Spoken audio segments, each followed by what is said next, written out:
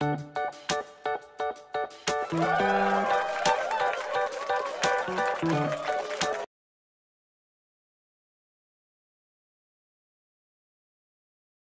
Seorang siswa diminta untuk mengidentifikasi masalah yang mereka hadapi, lalu masalah itu didiskusikan dalam kelompok untuk mendapatkan solusinya. Ilustrasi ini berkaitan dengan perkembangan. A. Kemampuan kognitif. B. Kemampuan interaksional. C. Kemampuan integrasi diri. D. Kemampuan komunikatif. 2. Pernyataan berikut yang menjelaskan makna istilah kognitif adalah: A. Kemampuan berkomunikasi. B. Kemampuan untuk memecahkan masalah. C. Kemampuan berinteraksi. D. Kemampuan untuk mengintegrasikan diri. 3. Kemampuan berpikir untuk mengoperasikan kaidah-kaidah logika tapi masih terkait dengan objek-objek bersifat konkret merupakan ciri-ciri kemampuan anak berusia A. 0-2 tahun. B. 2-7 tahun. C. 7 November 12 tahun. D. 11, 12, 14, 15 tahun. 4. Menggunakan potongan sapu lidi, kelereng, globe, gambar-gambar yang menyangkut pembelajaran IPA serta IPS sebagai media adalah sesuai dengan tahapan perkembangan berpikir anak yang dikenal sebagai tahapan A. Anak memahami bilangan dan angka tetapi masih terkait dengan objek bersifat konkret, operasional konkret. B. Pengamatan dan penginderaan yang intensif terhadap lingkungannya, sensomotor. C. Dominasi pengamatan bersifat egosentris. D. Kemampuan mengoperasikan kaidah logika yang tidak terikat lagi dengan objek yang bersifat konkret, operasional formal. 5. Kemampuan peserta didik untuk membina hubungan dan kemampuan memotivasi diri termasuk kecerdasan. A. Kognitif. B. Sosial. C. Emosional. D. Moral. 6. Seorang peserta didik selalu ingin mendominasi dalam suatu kelompok belajar. Dia tidak memberi kesempatan anggota lain untuk mengemukakan pendapat. Jika teman lain yang memimpin dan mengendalikan jalannya diskusi, ia memisahkan diri dan cenderung belajar sendiri. Peserta didik tersebut mengalami permasalahan dalam perkembangan. A. Sosial emosional. B. Kognitif. C. Moral. D. Spiritual. 7. Peserta didik telah memiliki moralitas benar-benar diinternalisasikan dan tidak didasarkan pada standar-standar orang lain. Dia mengenal tindakan moral alternatif, menjajaki pilihan-pilihan, dan kemudian memutuskan berdasarkan suatu kode moral pribadi. Hal ini merupakan contoh perilaku moral spiritual pada tahapan A. Penalaran pasca konvensional. B. Penalaran konvensional. C. Penalaran prakonvensional. D. Penalaran interkonvensional. 8. Individu memandang apa yang diharapkan oleh keluarga, kelompok, masyarakat, dan bangsa serta setia mendukung aturan sosial bukan hanya untuk ketenangan tetapi disadari sebagai sesuatu yang berharga. Pernyataan tersebut merupakan tahapan perkembangan moral. A. Prakonvensional. B. Konvensional. C. Pasca konvensional. D. Interkonvensional.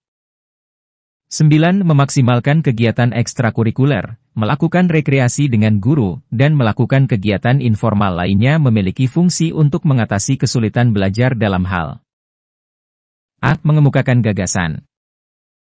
B. Mengaktualisasikan diri. C. Penciptaan hubungan yang baik. D. Menformulasikan tindakan. 10. Seorang peserta didik merasa kurang bersemangat pada jam usai pembelajaran.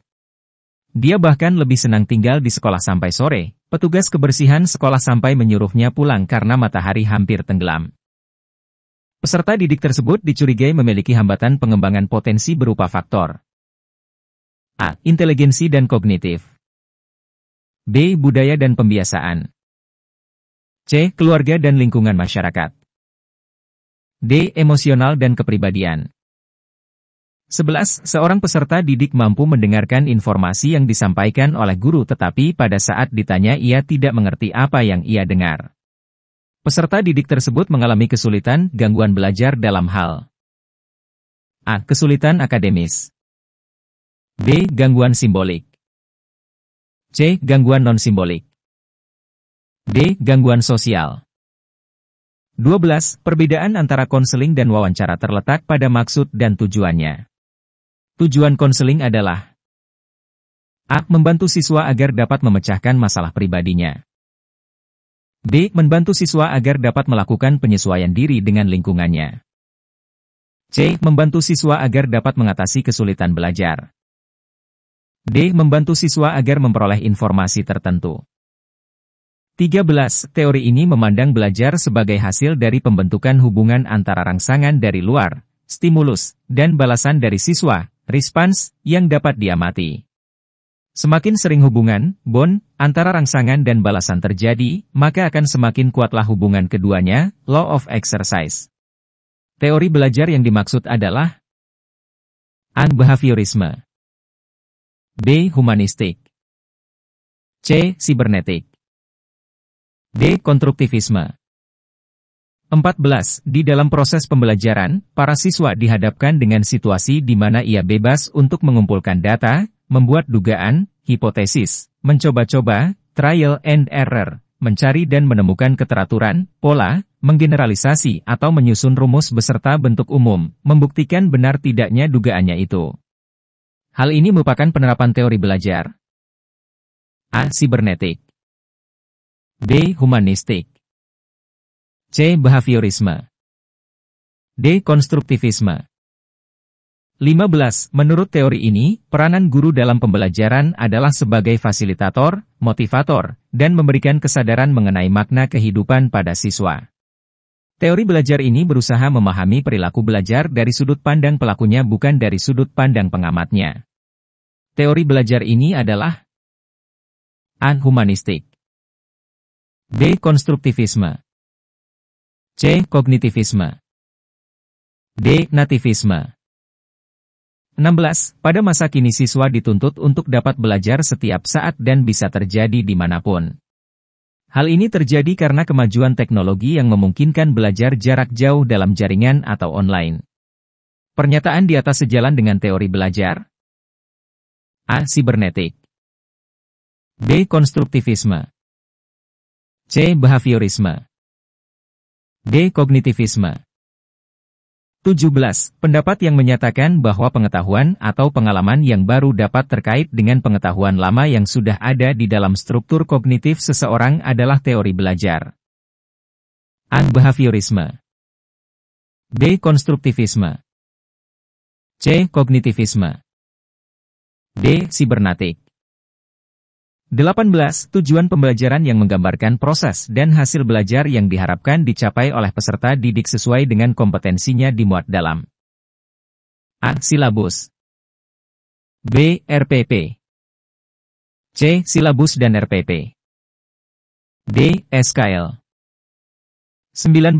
Komponen rancangan pelaksanaan pembelajaran terdiri dari A. Identitas, kompetensi inti, kompetensi dasar, indikator, tujuan pembelajaran, materi, metode, media pembelajaran, sumber belajar, langkah-langkah pembelajaran, evaluasi. B. Identitas, kompetensi inti, kompetensi dasar, tujuan pembelajaran, indikator, materi, metode, media pembelajaran, sumber belajar, langkah-langkah pembelajaran, evaluasi. C. Identitas, kompetensi inti, kompetensi dasar, indikator, tujuan pembelajaran, materi, metode, sumber belajar, media pembelajaran, langkah-langkah pembelajaran, evaluasi. D. Identitas, kompetensi inti, kompetensi dasar, indikator, tujuan pembelajaran, materi, metode, media pembelajaran, sumber belajar, evaluasi, langkah-langkah pembelajaran. 20. Silabus dan RPP sama-sama sebagai rencana proses pembelajaran, perbedaannya adalah sebagai berikut. A. Silabus berisi kompetensi dasar sedangkan RPP mengarahkan kegiatan belajar untuk mencapai kompetensi dasar. B. Silabus bersumber dari standar isi dan standar lulusan, sedangkan RPP bersumber dari standar kompetensi lulusan. C. RPP dibuat oleh setiap guru, sedangkan silabus dibuat oleh tim guru. D. RPP dan silabus keduanya disusun oleh setiap satuan pendidikan.